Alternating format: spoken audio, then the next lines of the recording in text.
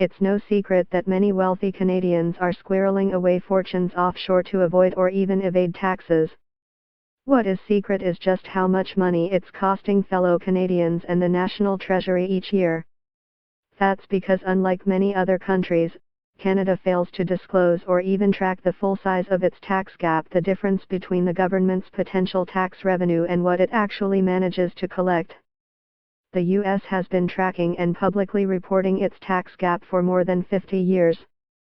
And now so do more than a dozen other Western countries, including the UK, France, Germany, Australia, Sweden, Portugal, Mexico, Norway and Denmark.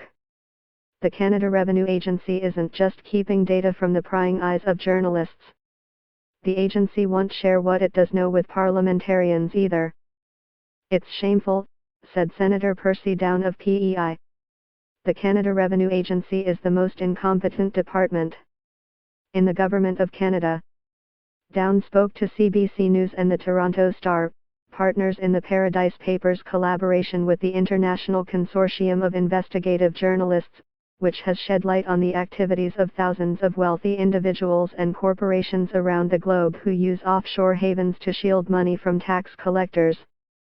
For 5 years, Down has been campaigning to get the CRA to release raw data on just how much potential revenue slips through tax collectors' hands due to legal tax avoidance and outright evasion.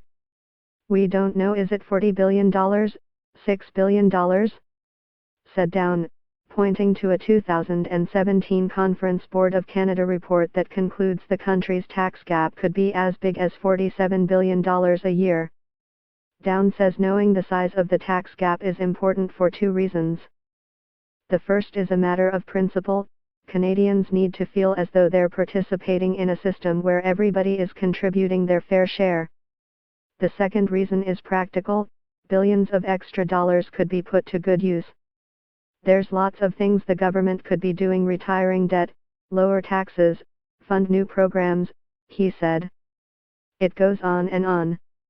In 2012, Down recruited an important ally in his fight, Parliamentary Budget Officer Kevin Page, the watchdog of the country's finances.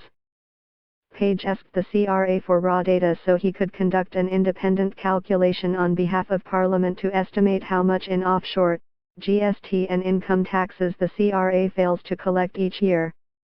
The request prompted a bizarre, protracted struggle with the federal tax agency. CRA Commissioner Andrew Trusk wrote to Page in March 2013 to question the merits of his request. As you know, the CRA does not generate information or data on the tax gap, and there is much debate about the precision, accuracy and utility of any methodology to calculate a tax gap, Trusk wrote. In February 2014, the agency objected to the request over concerns about sharing private data of Canadian taxpayers. Jean-Denis Furchette, the new parliamentary budget officer, pledged to abide by strict privacy agreements and even offered to seek the blessing of the federal court to ensure it was all legal. But by August 2014, the CRA argued it would only turn over some limited data and demanded the PBO pay $141,000 to process the request.